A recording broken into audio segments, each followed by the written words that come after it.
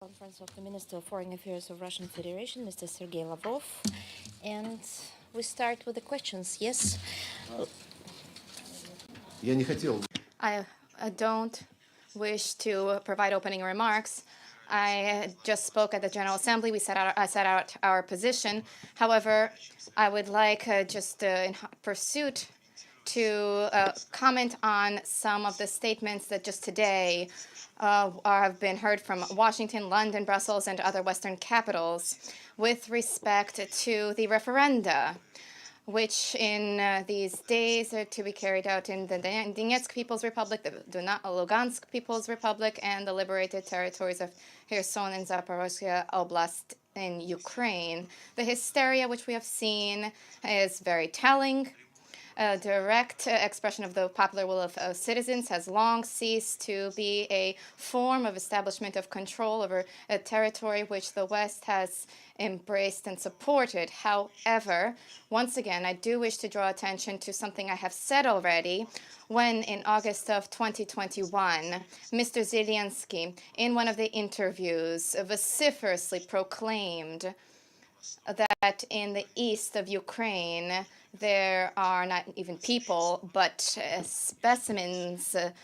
If somebody or entities, and if somebody in Ukraine, any of the residents of Ukraine feel Russian, wishes to speak in the Russian language, then for the sake of the future of their children and their grandchildren, he would recommend that those people leave, go to Russia. So, if you will, he launched the process that made the existence of ethnic Russians in Ukraine intolerable and ultimately resulted in the fact that on the territories of these oblasts, republics, referenda were announced on unification with the Russian Federation. As was said by President Putin, we will unconditionally respect the results of these democratic processes. Now, turning to questions. UN Correspondent Association, please. Thank you so much, and thank you so much, Mr. Minister, on behalf of the UN Correspondent Association for this press conference. Valeria Robeco from ANSA News Web Service. My question is, when the referendum are completed, will Moscow consider the areas that are controlled by Ukraine as occupied territories? Thank you. The referenda are being conducted on the basis of the decisions of the local government authorities. The conditions of those referenda have been published, and following those referenda, as I already said, Russia, of course, will respect the expression of the will of those people who for many long years have been suffering from the abuses of the neo-Nazi regime. Thank you very much, Maria, and thank you, Foreign Minister, for answering our questions. It's Pamela Falk from CBS News. Would you clarify your government's position on the use of nuclear weapons, since President Putin's comments on the use of everything in our disposal has led to a lot of interpretation? And would that defense be applicable to the new territories that may be incorporated into Russia after the referendum? Thank you. I wish to recall the following.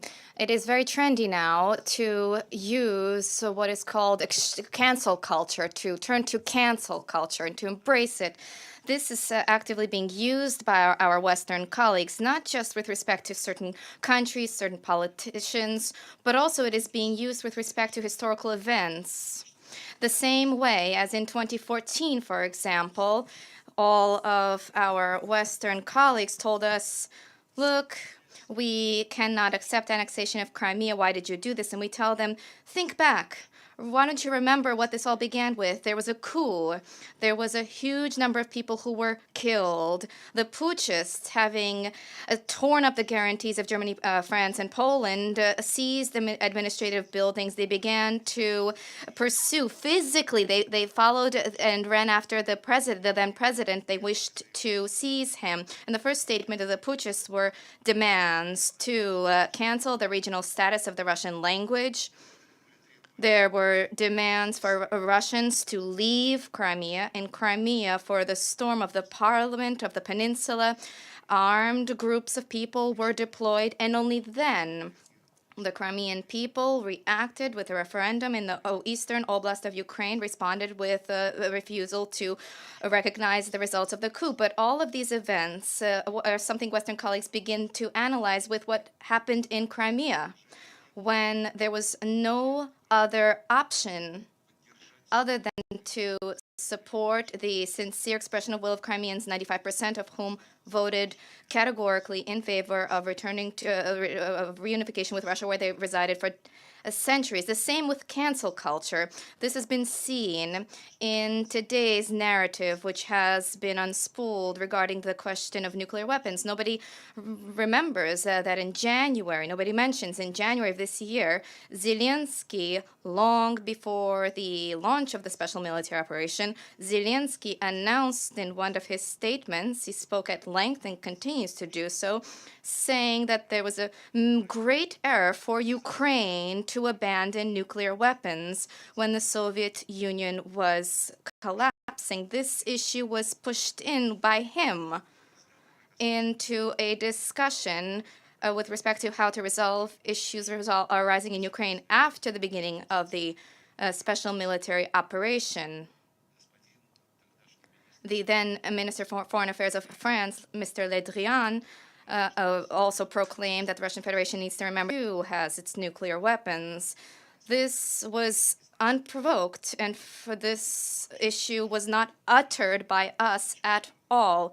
Zelensky began to exploit this, to use this. Le Drian also said that there are nuclear weapons in France, and you all are aware of Madame Truss's comments in response to the question of the correspondent of whether it would be scary for her to press the nuclear button. As for the Russian Federation, and I spoke about this was spoken about by the president and other representatives of the Kremlin, we have a doctrine for nuclear security, which is an open document. Everything is set out clearly there. I would invite you to take another look at what is explicitly set out instances where nuclear weapon use by us is acceptable. Good afternoon. This is your special correspondent. You spoke at the UN Security Council meeting. There were open calls by Western countries, the participants of which. Does this mean that you see them as a potential opponent? And how does this change the structure of relations with those countries? We heard that there are, for the time being, no plans to send forces in. And the second question is, you referred to the doctrine. If the referenda on unification with Russia are successfully conducted, would Russia have grounds for using nuclear weapons in accordance with that doctrine if there are attacks on those territories? The United States says that in that case, Russia would have an unavoidable strike. So serious, how serious does Russia take those threats, and does this transform the conflict in Ukraine into a third world war, as Alexander Vucic has said? Well, I would not here try to make any gloomy forecasts. The entire territory of the Russian Federation, which is enshrined and could be further enshrined in the Constitution of the Russian Federation, unquestionably is under the full protection of the state. That is absolutely natural. And all of the laws, doctrines, concepts, and strategies of the Russian Federation apply to all of its territory. I haven't heard that the United States is already threatening strikes. I heard that President Biden said that if the referendum were conducted and their results were adopted, Russia would face some additional sanctions.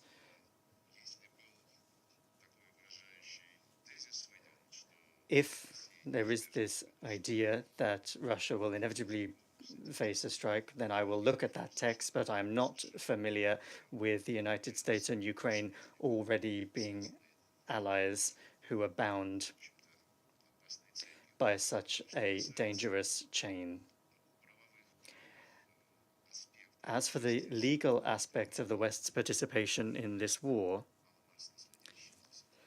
well, even people who are only slightly following the situation will see what is happening. Ukraine is being flooded with weapons. Zelensky each day demands weapons from Germany or from Israel, criticizes Israel for not providing weapons in the quantities that Ukraine is asking for, or saying that they are not enough. And intelligence information is being provided. Satellite data is being provided. The group that is using the West to support the nationalist battalions and the Ukrainian armed forces is made up of around 70 military satellites and around 100 private company satellites. One of the commanders of the armed forces of Ukraine a while ago, commenting on the use of American weapons on the battlefield, said, yes, the Americans have the right of veto over the targets that we are choosing. What is that then, if not direct involvement in the use of lethal weapons and participation in war? And if we look at the legal side of things, the Americans, NATO and the European Union say that they are not a party to the conflict. If that's true, then there are conventions that apply. The Hague Convention in 1907, which is still in force, no one has repealed it. It pertains to the obligations of neutral powers in a naval war, and another one concerns a ground war. Those conventions stipulate that it's not just a self-declared neutral state, such as Switzerland, that is covered by the term neutral, but rather neutral states are considered to be any state that is not a party to an armed conflict. And I would once again recall that neither the United States nor Europe have declared themselves to be parties in what is happening in Ukraine. And if that's the case, then Article 6 of this Maritime Convention directly prohibits the supply by neutral states, those not participating in the conflict, of naval ships, munitions, and any military hardware to any of the belligerent parties. So in supplying weapons to Kiev, the United States and the European Union and NATO cannot claim to have neutral status. They cannot assert that they are not participating in the conflict. Moreover, one of those conventions, I believe the Ground War Convention, prohibits directly the establishing of recruitment points on the territory of neutral states, and you all know how the Ukrainian embassy and the consulate generals in Europe and in other countries are openly on their websites publishing invitations to join in the holy war against Russia. That is to say, they are engaged in direct mercantile activities, mercenary activities. In so doing, the Western countries that have allowed this to happen on their territory are also violating the Convention on Neutral Countries, and in so doing have proven that they are not observers, but rather are direct participants in the conflict. And one of the articles of this convention prohibits the use of telecommunications for military purposes. And as I already said, several dozen private satellites are being directly used in this war by Western governments, of course. And Starlink, a company that has satellites and ground-based infrastructure, they are using this resource, and that also indicates that the United States is by no means neutral in this situation and is a party to the conflict. In electric blue, yeah. Yes, electric blue. You mean you know all of them? I know all the colors, yeah. Please take a mic. No, you put the mic under the mask. You know? Okay, now I am Maren Schmickler with German television, ARD. Thank you very much. Mr. Foreign Minister, could you please explain why so many Russians are leaving the country?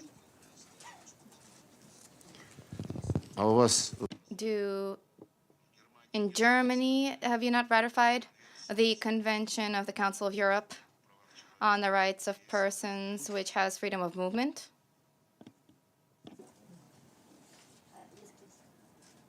Minister, thank you. Sherwin Briceby, South African Broadcasting. A joint communique that was issued this week after your BRICS ministerial on Thursday says the following.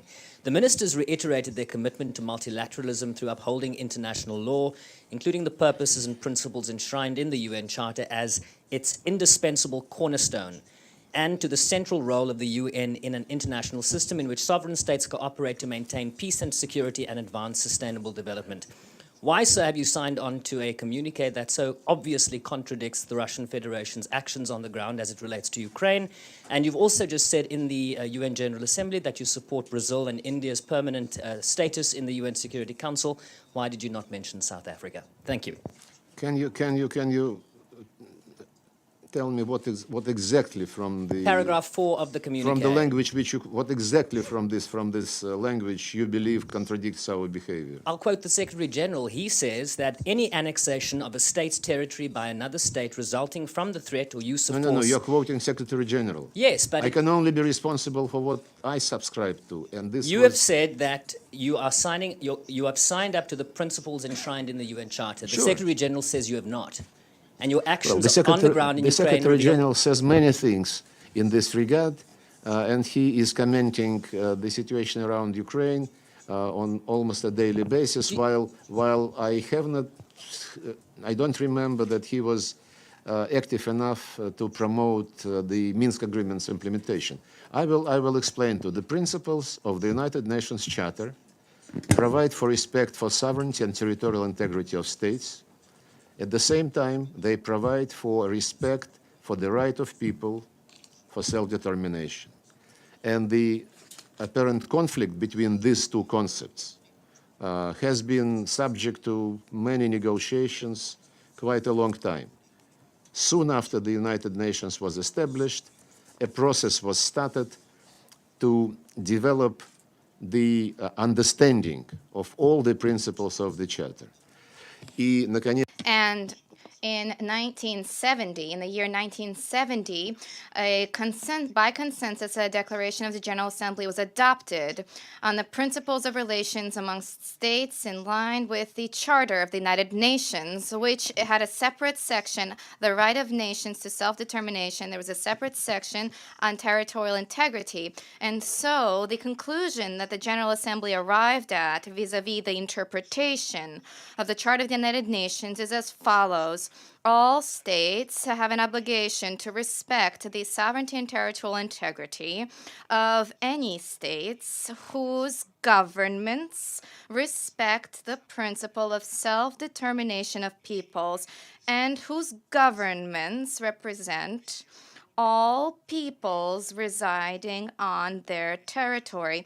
If somebody is to tell me now that after the coup in 2014 in Ukraine, after the prohibition on the Russian language, Russian education, Russian media outlets, after the putschists for many long years continued to bombard the territory whose population refused to recognize the results of the coup, if after all of this somebody dares to tell me that the clique which is sitting in Kiev, the neo-Nazi regime seated there, pushing Nazi theory and practice in the legislation, that this regime represents the interests of the people in the east of Ukraine, I would probably simply smile, because for any impartial observer, it is absolutely clear that this regime completely fails to represent those people who feel themselves to be the bearers of the Russian language and the Russian culture. Everything is Russian. Where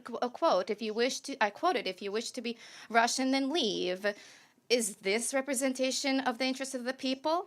Of course, the Secretary General has the right to make statements. This is his statement, and I signed on to what was approved at the ministerial meeting of BRICS. Indeed, there is a paragraph where we set out the fact that ministers took note of the approaches to the situation in Ukraine, which each country sets out in the relevant fora, including at the Security Council and the General Assembly of the United Nations, that is honest.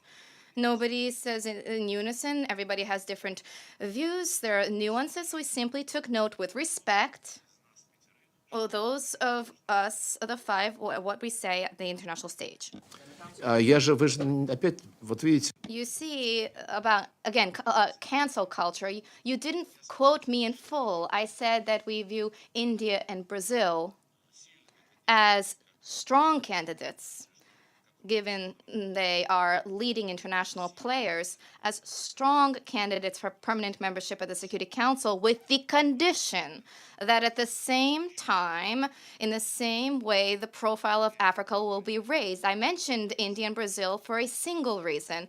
They have long officially advanced their candidatures. As for South Africa, the Republic of South Africa, this step has not been put forward, and African countries, members of the African Union, are committed to the Eswatini consensus that was arrived at many years ago, and this is their collective position.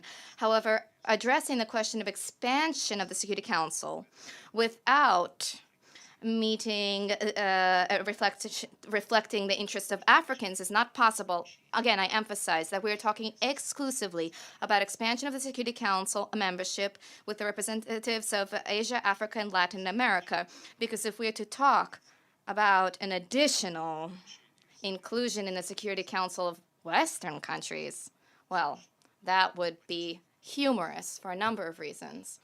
I will set aside the fact that they are all hostile, and the Russian Federation and the People's Republic of China, to the Russian Federation and the People's Republic of China. But if we set aside political assessments, most importantly,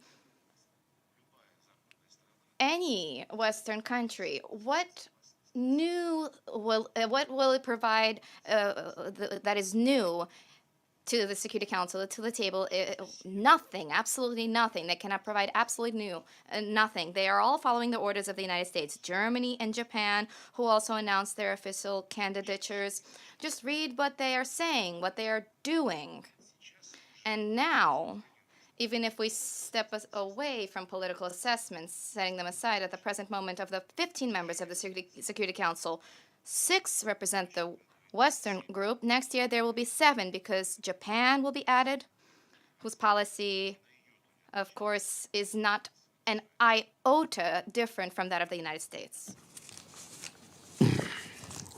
Добрый день, Илья Петренко. Good afternoon, Ilya Petrenko from RT Television. Thank you for giving me the opportunity to ask a question. Sergey Viktorovich, I have a question about a situation that might not be directly related, but I would like to draw a parallel. On the one hand, there's the head of the European Commission, Ursula von der Leyen, who essentially is openly threatening Italy with consequences if the outcome of the elections in this country is not agreeable to Brussels. And then on the other hand, there are the referenda in Donbass, where when they were declared, almost immediately, European and American politicians said that they were unacceptable and began to compete with describing them in unfavorable terms. What is this approach to votes from the people, and how does one react to that? It's high-handedness, it's arrogance, it's all-powerfulness, this feeling of being all-powerful and a sense of one's own exceptionality, exclusivity, in that they are the only ones who have a right to judge. What Ursula von der Leyen said about the Italian elections was extremely high-handed, because such threats is something I do not recall any EU leader making in the past. But in principle, the European Union is becoming an authoritarian, harsh, dictatorial entity. This is no secret. Everybody is already well aware of this. But each year, on the margins of the General Assembly, we have many bilateral meetings. And this year, as in previous years, there was a planned meeting with the President of Cyprus, Mr. Anastasiades. Upon his request, we included him in the schedule at a time that was convenient to him. That schedule was published both on our side and the Cypriot side. An hour before we were supposed to meet, Mr. Anastasiadis' protocol informed our protocol that the European Union was not allowing him to do this meeting. Quite literally, that's what they said. That's no secret because Mr. Anastasiadis' office in Nicosia on the same day made a statement saying that the meeting had been cancelled due to the need to adhere to a European Union regulation of some sort. 2 further countries from the European Union and 1 NATO member country also wanted to have a meeting with me. They asked for that meeting to take place behind closed doors, for it not to be reported. I said, sure, however you like it. We're never going to say no to contacts, and we'll always be ready to accept a format that is comfortable for our partners. Having got that reaction, they suddenly fell off the radar. We didn't hear any more from them. So that's the way things are. When President Macron spoke, and I've even brought a quote with me here, he said that this is not the time for war. The time is not for revenge on the West or pitting the West against the East. But we never pitted the West against the East. The West simply decided that it didn't want to cooperate with us. And then he said, the time is one of our sovereign independent states to together deal with the challenges that we are facing. These are excellent words. But as an illustration of this, the permanent member of the Security Council in New York, in the capital, established a rotation for coordinating members among the P5. From the 1st of January, for 3 months, 1 country coordinates the actions, and then that coordination role goes on to another country. Now, in September, Russia is the coordinator among the permanent members of the Security Council. And each time the General Assembly takes place, that respective coordinator, whose country is at that time the coordinator, holds a meeting of the ministers of the 5 permanent members of the Security Council together with the Secretary General. As polite people, we also extended such a proposal. We got the agreement of the Chinese side, but the Anglo-Saxons informed us that they were not intending to engage with us. So you can judge for yourselves. When the West says, let's mediate, we'll mediate, and someone comes up with that idea, or why is it that you don't want to have any contacts with us?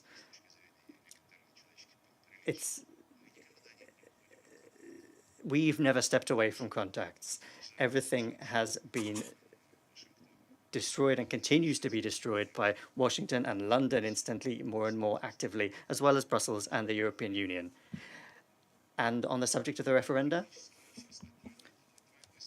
well, double standards, as you said. You'll remember how the West established an exception from international rules for Kosovo, but then the International Court of Justice said that there was no such exception at all. And then, in principle, after Kosovo, it was declared that any part of the territory of any country has the right to determine their own future without the consent of the central authorities. Двойные стандарты, как хочу. It's double standards. Where they're advantageous, they'll do what they want, and when they're not, they won't. With China Central here. This is the issue with China Central Television. You just mentioned the participation of the Western countries in this conflict. We know that the biggest dealer here is actually the United States, who passed several packages to send weapons to Ukraine. Even the foreign policy of the U.S. said that U.S. politicians now they're trying to play the long game. What do you think is the intention of the United States, and is Russia ready for a long game with the United States in Ukraine?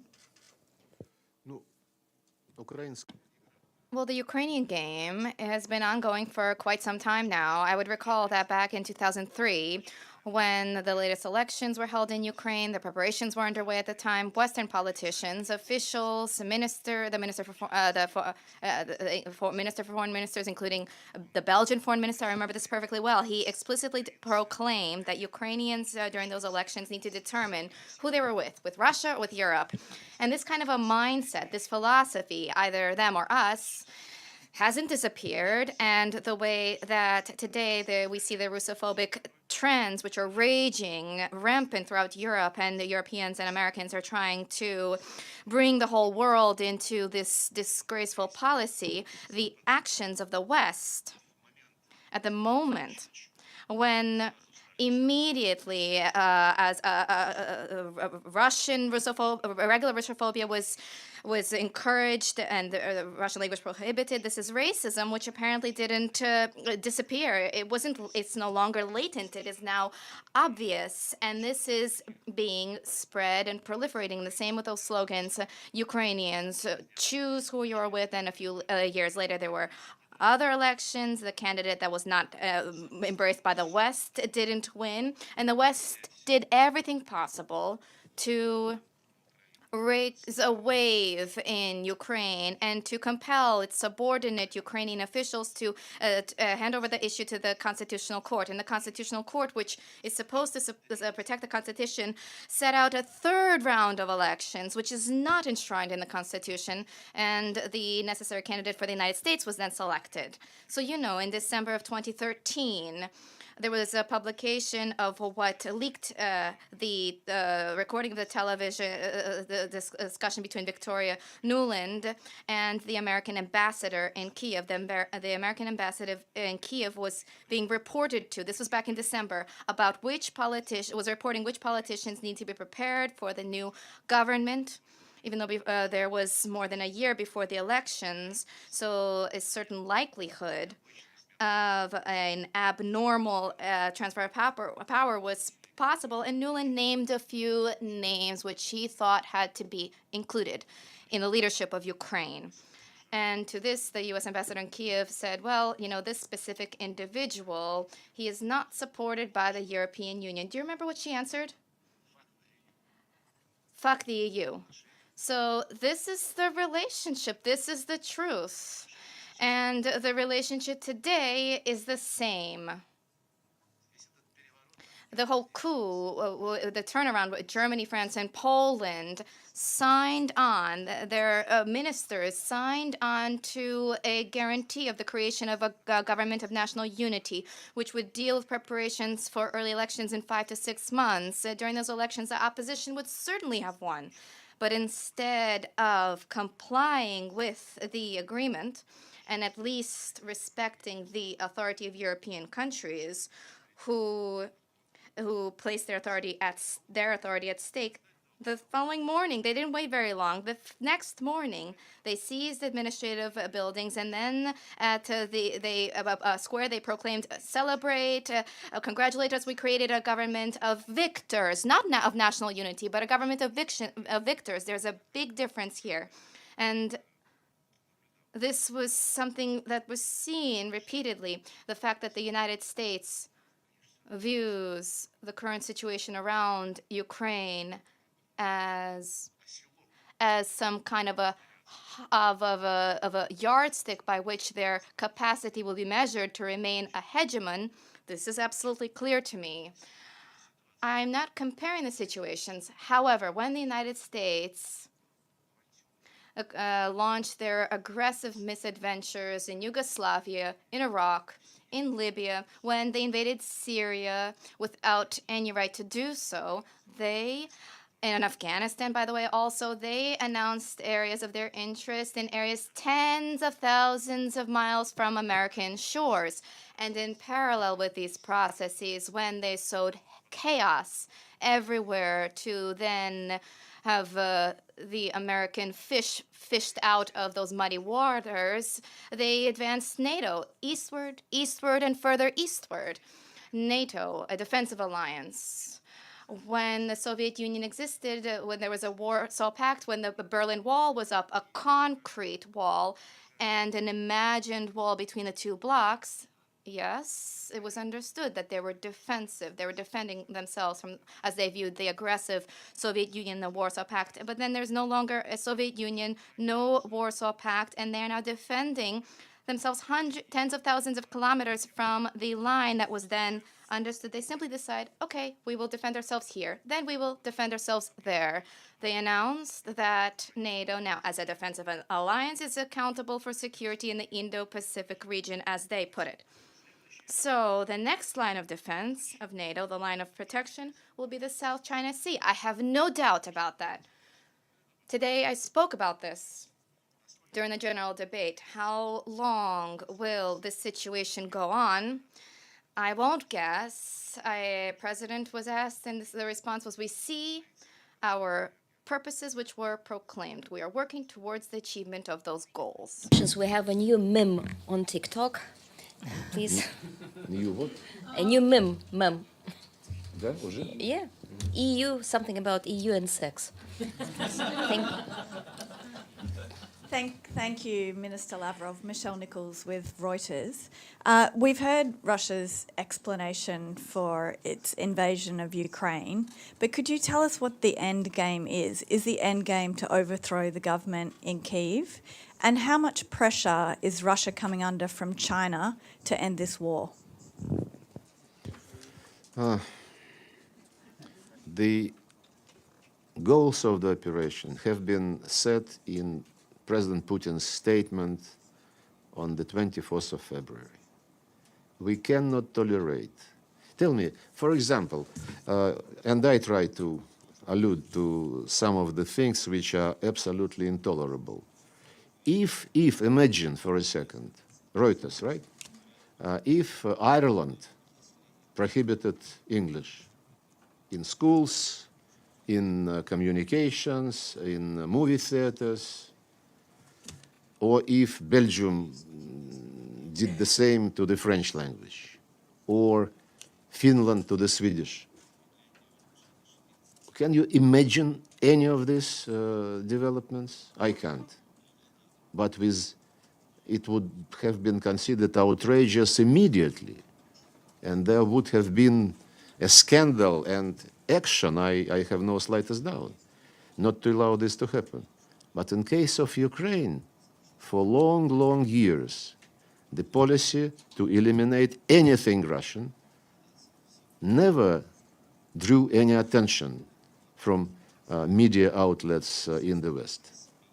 And not only media outlets. We have been presenting these cases and calling for some action in OSCE, Council of Europe, United Nations, in relations between Russia and NATO, which at that time existed, in our contacts with the European Union, zero. Just like in the previous decades, after the Soviet Union disappeared, our insistence that European Union must end discrimination of Russians in Latvia and Estonia were not heeded at all. Absolutely.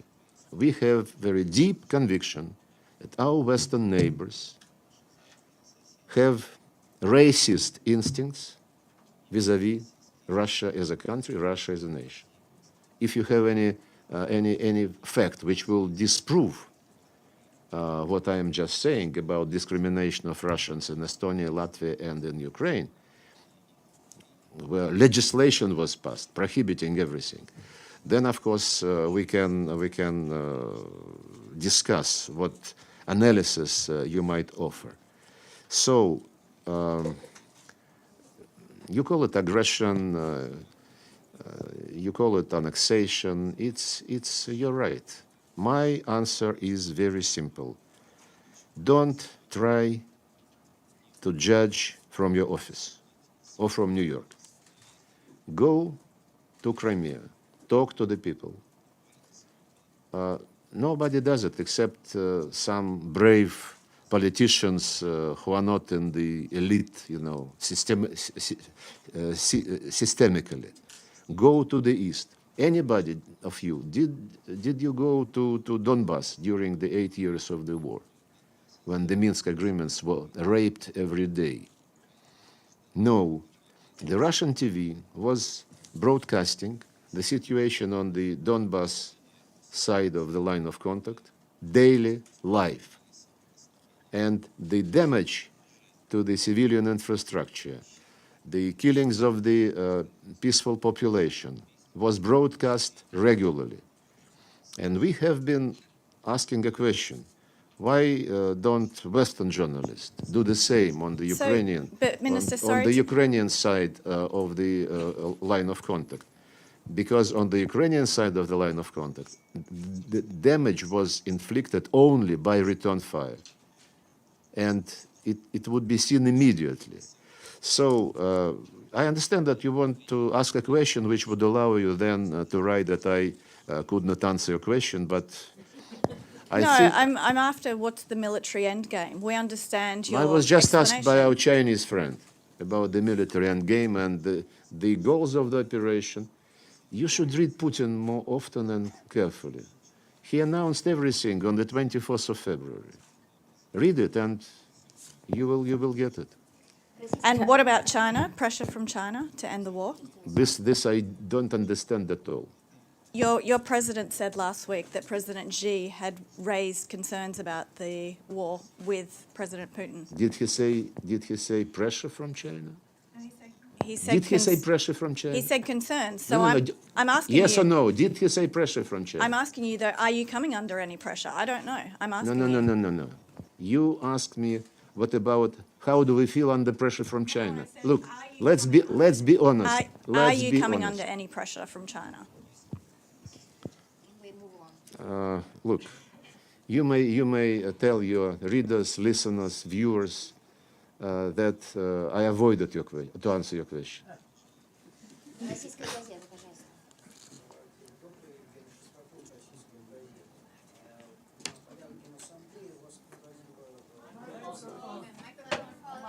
Mic to microphone. You mean you don't understand Russian? Still. High time to learn.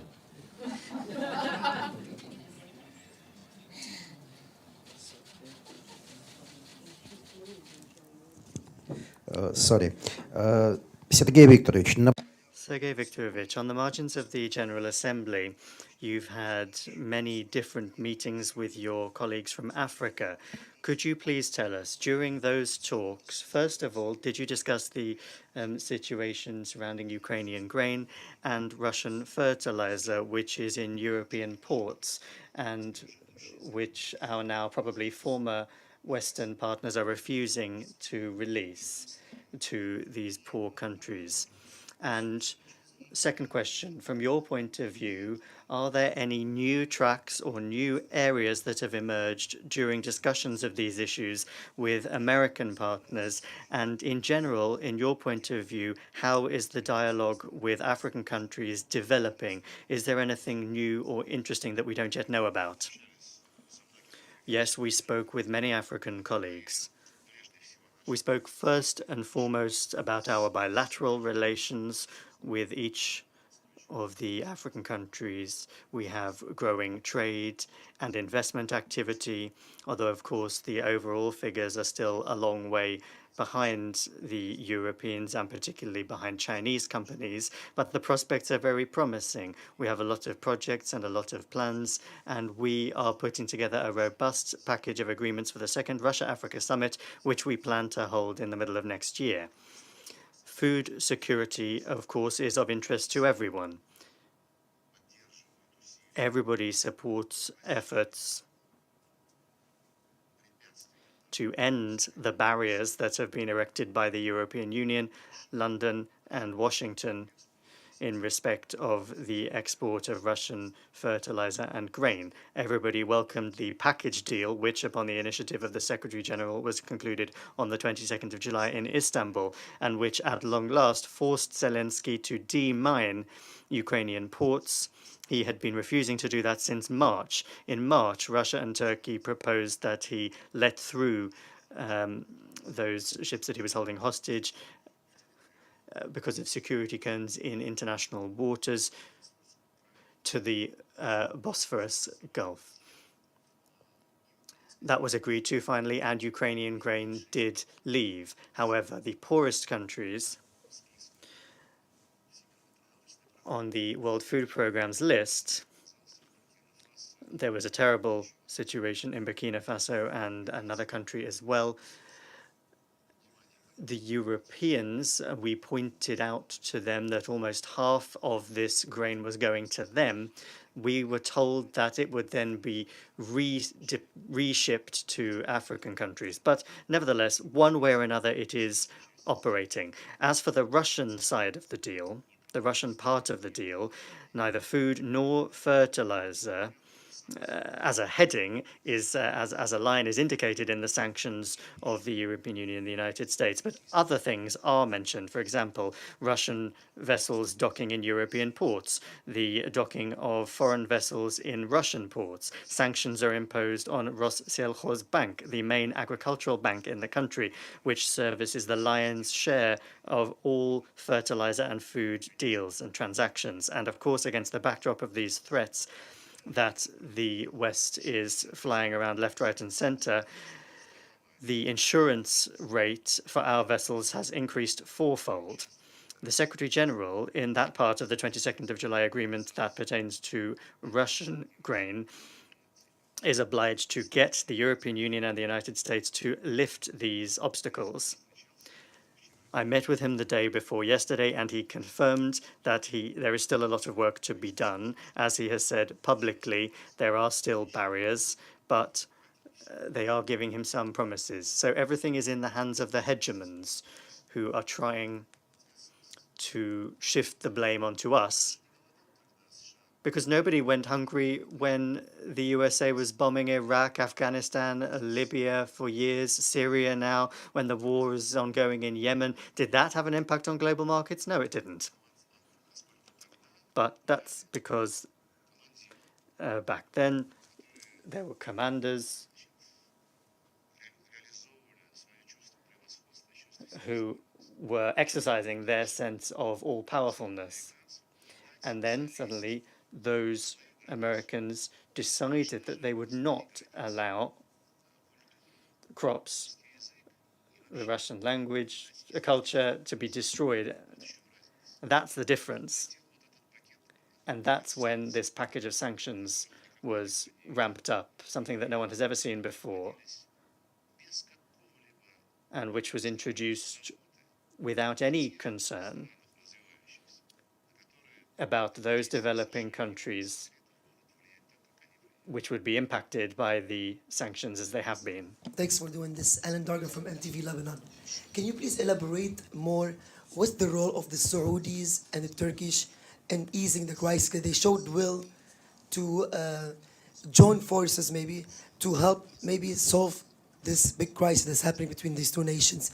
And can you tell us if they are communicating with each other before bringing any draft or any try to give any help to the Russians? Many are proposing their mediation services to us. With respect to Turkey, Turkey played a very useful role when it invited parties to Istanbul, the Ukrainians, the Russians, and representatives of the United Nations, where a deal was reached, which I mentioned.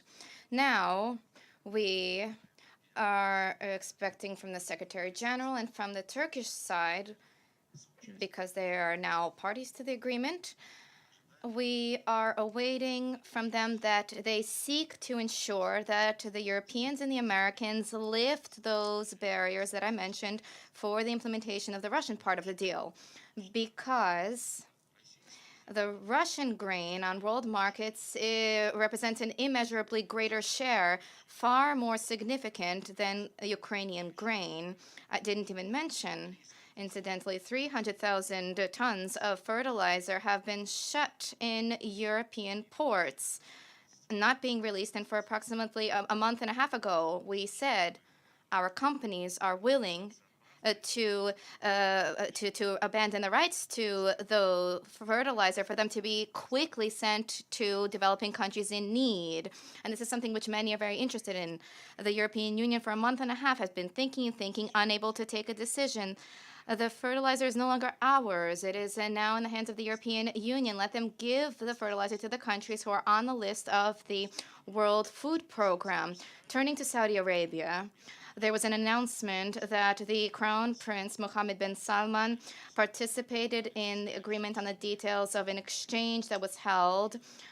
Their mediation services is something which many have been proposing this to us, but we wish to understand what will come of this. Without any mediators, in late March of this year, we reached an agreement with the Ukrainian delegation on the principles for a settlement. Those principles, which the Ukrainians themselves set out, we accepted them without any changes whatsoever. And the next day, changes began. They said, well, this isn't right here, it should be different here. And then the provocation occurred in the city of Bucha, where the Russian troops who withdrew from the area as a gesture of goodwill liberated the area. A mayor emerged of the city for 2 days. He spoke on television, described life there. And on the third day, the broad street was broadcast where corpses were littered about for 2 days, being in one city for 2 days. The mayor and his entire team. And discovering this on a major central street on the third day, well, that's actually a mockery. I would like you too to exert influence on Ukrainians and their friends. For a number of months now, we have been requesting, because everybody insisted, a meticulous investigation into the events in Bucha. For a number of months, we have been asking for the names of these people whose corpses were broadcast on television and on the internet. The answer is complete silence. I even mentioned this during a Security Council meeting. And I then requested for a polite meeting.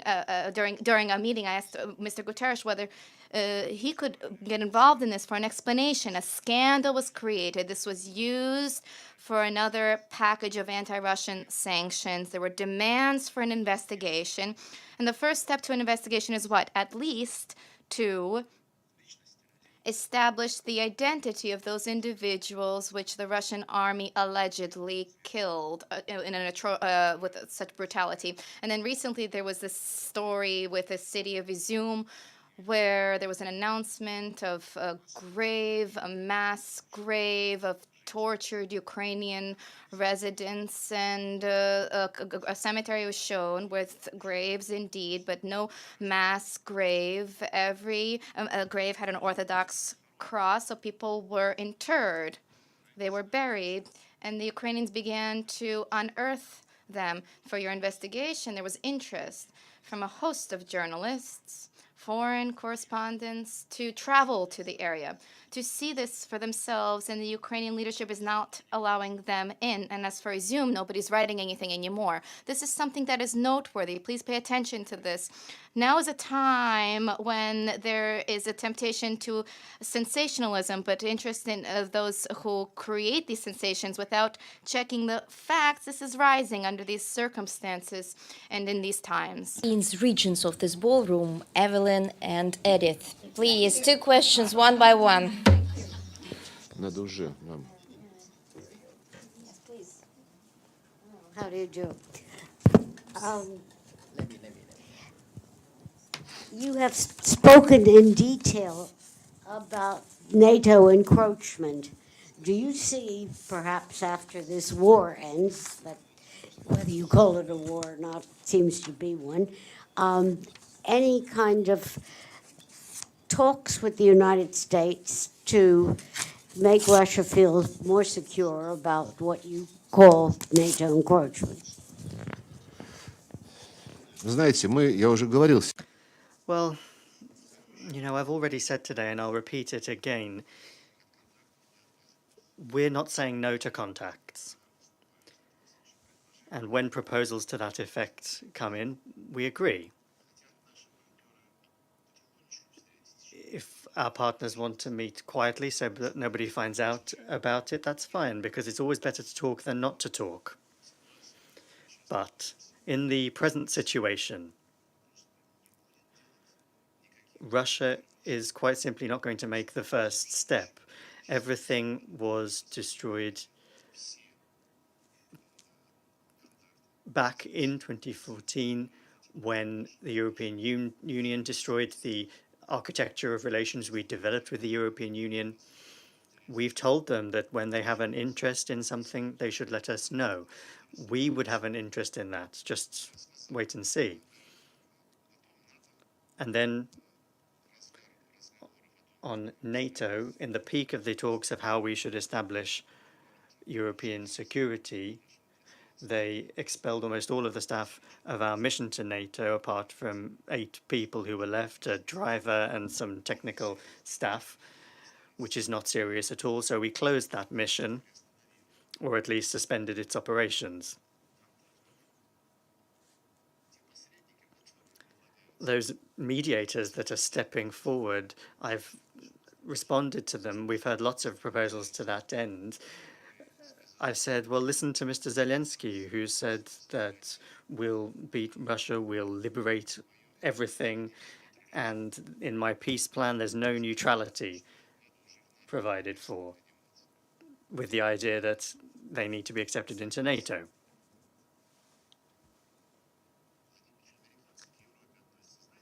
Do you know how the Americans view Europe?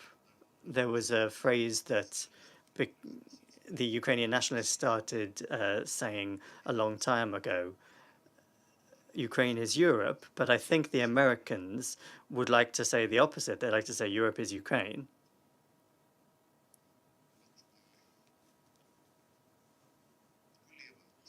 Kuleba, in response to the question of whether Ukraine wants to enter NATO after Zelensky said that there's no space for neutrality in our peace plan, Kuleba said, well, now NATO is going to join Ukraine rather than Ukraine joining NATO.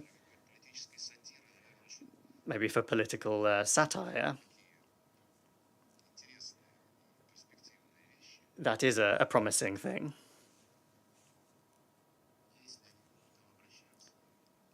But if they come to us, we'll consider it, but we're not going to take the first step. We've drawn the conclusion that they are in no way willing to negotiate. They are selfish through and through. They are egotistical, and they think only about themselves and their interests. A balance of interests is not something that they will respect or even pursue. The representative of Reuters asked, and then someone from Germany, the nature of those questions is something that the elite in Western countries needs in order to continue to demonize Russia. But those questions did not reflect any interest whatsoever in the way that you asked your question about perhaps there could be dialogue. So let's see. Thank you very much, Mr. Minister, and you're back in an old home. Edith Lederer from the Associated Press. This week, we have listened to heads of state and heads of government repeatedly call for an end to this conflict in Ukraine, which has had global ramifications. We've also heard military experts saying that there seems to be no desire on either side to negotiate because they believe that they can win militarily. How would you respond to both of those views? Ну, я уже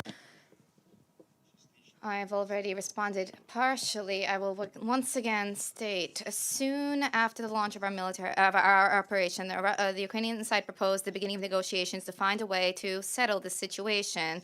We consented.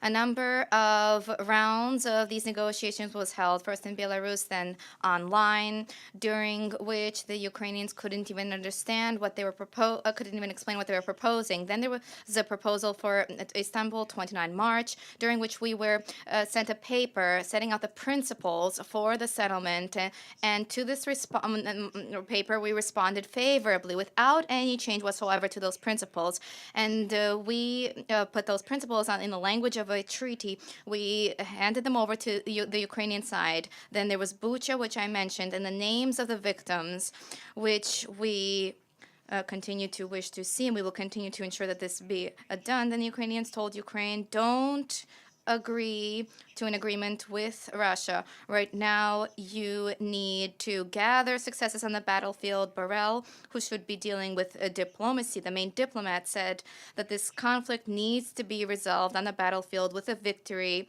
of Ukraine. Take a listen. Well, you listened to Boris Johnson before, but now listen to Liz Truss. They all say approximately the same thing. And NATO, everything else. And Crimea needs to be taken away. What kind of negotiations can be even considered? The last thing that happened in terms of contacts with the Ukrainians was our consent to their paper on the principles for a settlement. After this, they moved in a completely different direction. Read Zelensky's statement the day before yesterday. No compromises, our peace is war, etc.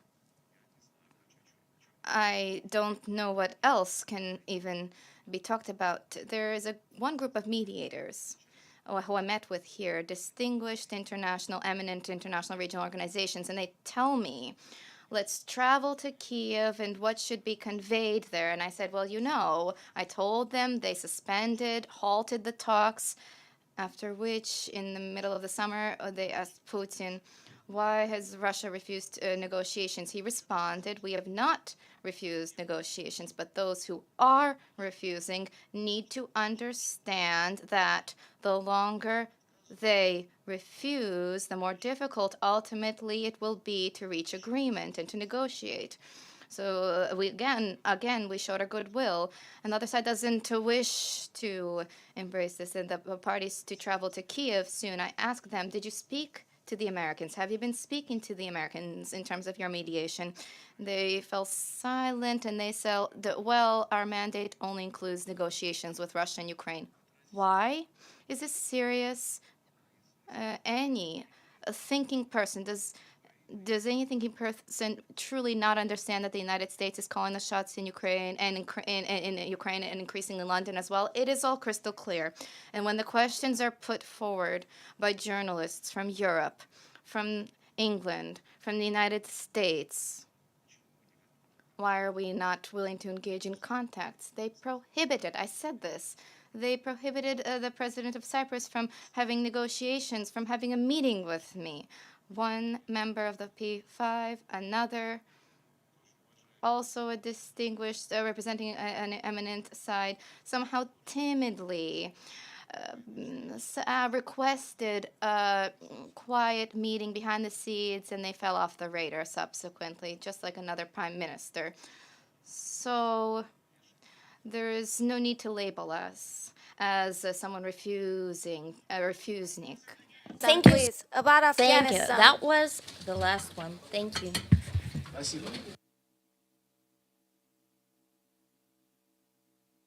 Conference of the Minister of Foreign Affairs of Russian Federation, Mr. Sergey Lavrov. And we start with the questions. Yes? I don't wish to provide opening remarks. I just spoke at the General Assembly. I set out our position. However, I would like just in pursuit to comment on some of the statements that just today have been heard from Washington, London, Brussels, and other Western capitals with respect to the referenda, which in these days are to be carried out in the Donetsk People's Republic, the Lugansk People's Republic, and the liberated territories of Kherson and Zaporozhye Oblast in Ukraine. The hysteria which we have seen is very telling.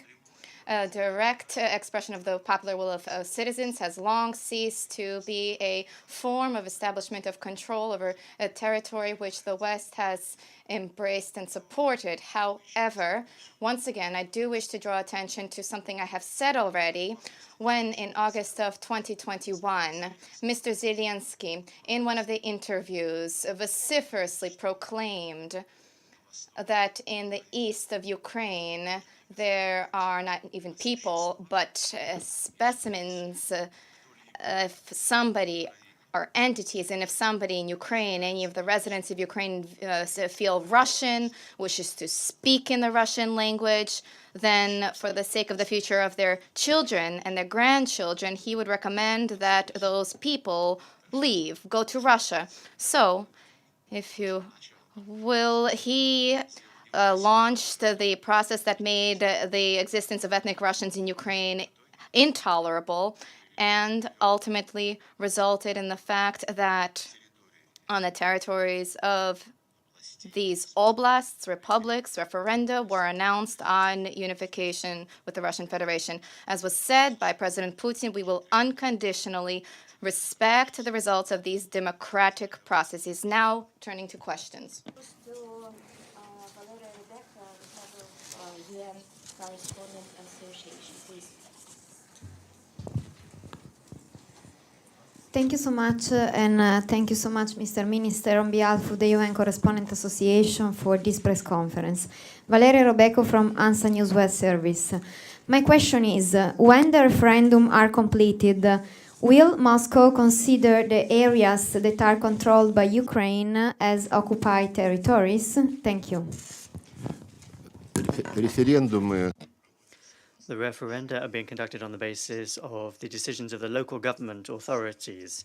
The conditions of those referenda have been published, and following those referenda, as I already said, Russia, of course, will respect the expression of the will of those people who, for many long years, have been suffering from the abuses of the neo-Nazi regime. Thank you very much, Maria, and thank you, Foreign Minister, for answering our questions. It's Pamela Falk from CBS News. Would you clarify your government's position on the use of nuclear weapons, since President Putin's comments on the use of everything in our disposal has led to a lot of interpretation? And would that defense be applicable to the new territories that may be incorporated into Russia after the referendum? Thank you. I wish to recall the following.